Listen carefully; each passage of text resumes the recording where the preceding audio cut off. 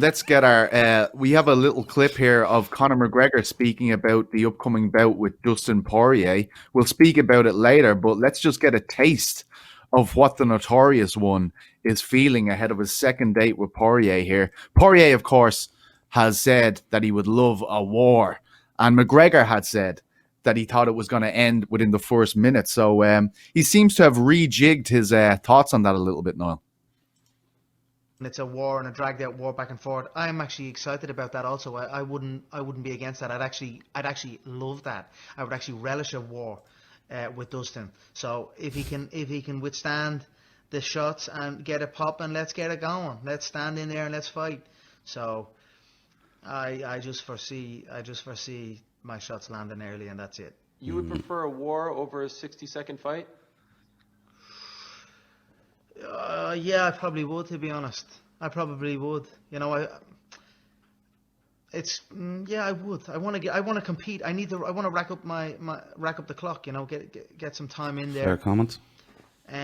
What's a war to him and what's a war to me are two different things. You know, it's if he can last, he can last. But it's not. You know, it's going to be a smooth one for me, to be honest, Ariel. You know, I know Dustin's a good fighter, but I'm the double greatest. Very interesting. I think. What do you think he means? I do when think he says that. I think a war for him is a different thing than it is to Poirier. I think what he says when he means that is, if you go back to the Diaz fight, it's on the feet. It's a slobber knocker. Both guys no interest really in taking each other down in that second scrap. I think for Dustin, a war would be more gritty, grindy, a little bit of wrestling, everything thrown in. That suits Dustin better. Gritty, grindy, ding, ding, ding, ding, ding, ding, ding, yeah, ding. So look for takedowns. First one of 2021. Yeah, like that's just totally Dustin talking shite, in my opinion. You know, he's trying to get in Conor's head where he wants to take this potentially to more of a wrestling kind of fight, a gritty, grindy one. But listen, Dustin's stupid if he wants to go in there and have a war on the feet, because there's only one winner. McGregor's going to knock him out if that's the case. If he wants to go in there and sling shots, blow for blow with Conor McGregor, man, because it's just not going to work out well for him.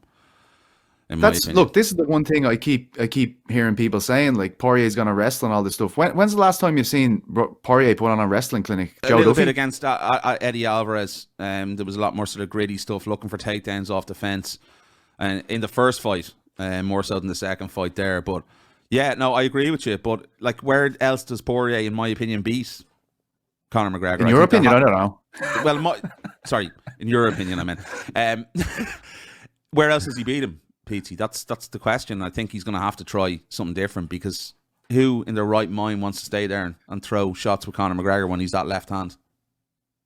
I'm just a bit intimidated by looking at myself for this whole segment as you're talking, but sorry. Well, there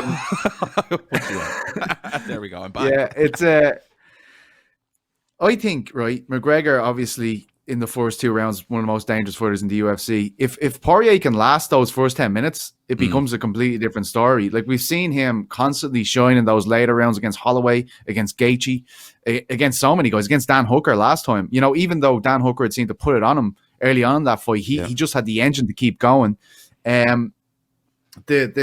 The thing everybody holds against Conor is the cardio issue. He was tired against Nate Diaz in the fifth round, but people forgetting Nate Diaz is one of the best engines in the history of the UFC. Justin Gaethje goes 2 rounds with Khabib. Poirier goes 2 rounds with Khabib. McGregor went 4. After 1 round with Khabib, Gaethje was out on his feet. He looked completely exhausted. So I think it can be slightly unfair, and I know he's put in a lot of work with Colin and the doctor with that FAST program. I know that's one of his big focuses, has been for a long time.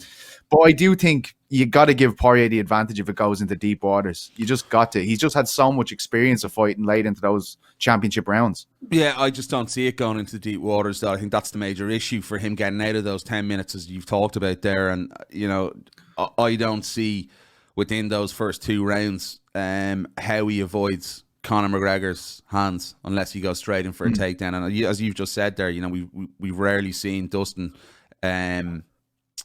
implement his wrestling in mixed martial arts. So it's going to be very, very interesting. I think it's it's maybe a bridge too far for Dustin Poirier. It's going to be interesting as well. I think, I know that there's going to be minimal fans in there, but, seeing how Dustin reacts to I couldn't really hear them the other night, could you? No, on I'm Saturday? not talking about that. I'm talking about the whole week, the big fight again, whether he's able to handle that, because I think the build-up has got to him in the past. He's even admitted it. And, we saw today Conor McGregor arriving into Abu Dhabi. So that's going to be interesting to see how Dustin handles the spotlight and the world's attention being on him this week, because it's something that maybe he hasn't dealt with well in the past. I think Poirier has proven that he is a main event fighter. He is among the elite at 155.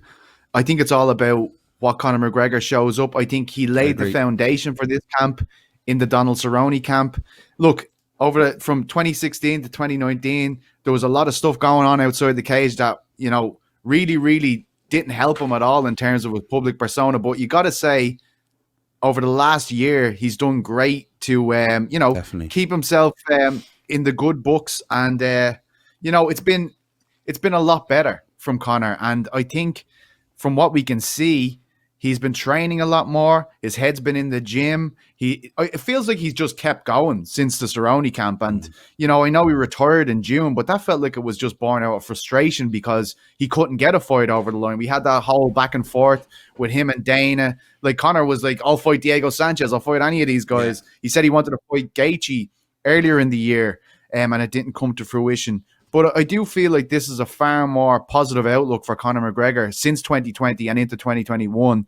And the introduction of Phil Sutcliffe, I was talking to Owen Roddy over the weekend, and he was telling me, look, his hands are even better than they were because of all this isolated boxing training. And if that's true, this is a hell of a task for Dustin Poirier, man.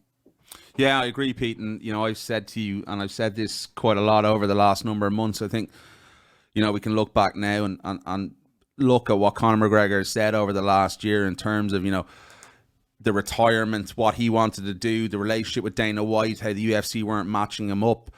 I believe it was down to the crowds and things like that. And I think they've come to a position now where they had to give Conor this fight. They had to get him back in because we still don't know what's going on in the world. And I think it could be actually a great thing. I think the hunger, the desire, the frustration to get back in there, him wanting to prove to the world that he's a sort of a reformed character in certain many ways, that he's got his career back on track, he's got his personal life on track where he wants to be now. And I think we're at a point now where we're going to see an absolutely explosive Conor McGregor on Saturday night. And I think it's going to be very, very hard for Dustin Poirier to go out and implement a game plan that's going to cause Conor McGregor's problems without him getting tagged by that left hand. And I'm very, very excited to see the version of Conor McGregor we're going to see on Saturday night. One thing I will say for Poirier, he's rose to the occasion on several occasions when it was thought that he couldn't. Against Alvarez, against Gaethje, against Holloway even. Or, people didn't know what was going to happen in that one. The only time we've kind of seen him, stopped in a long time was against Khabib. And Khabib basically brutalizes everyone. So it's very hard to hold that against him. And as well as that, I feel like Poirier has been dying for this opportunity. I'd say he thinks about getting his hands back on Conor McGregor ever since that 2014 fight. So I feel like he's really, really committed to this. He's going to be more prepared for this fight than ever. But,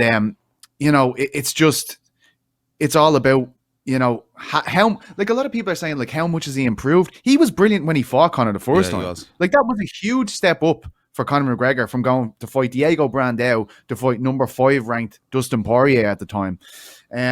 I think it's going to be a tremendous fight. I really hope it delivers and we get a good contest out of it. But I do feel as though a loss is far more detrimental to Conor McGregor than it is for Dustin Poirier.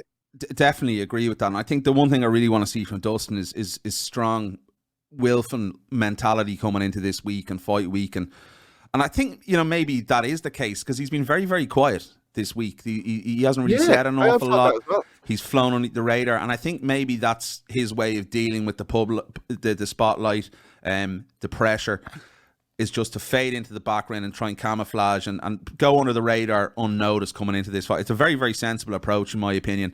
I think he's an interview maybe coming out later on today with someone I think we saw earlier on. I'm not sure. I saw something on Twitter there. Someone standing will have an interview with Dustin later on. But he said very little. I've been dying to get, I've been reaching out to his camp. As you know, Niall, we've been trying to get members of his camp on the show. We haven't got any communication with them. We'd love to know more about this camp, because I mean the camps are so bizarre these days with COVID and everything like that. Luckily enough, he has ATT there in Florida, who has a stable of unbelievable fighters. But I would have loved to know more about his preparation, more about his mindset. I think that's been done on purpose, though, Pete.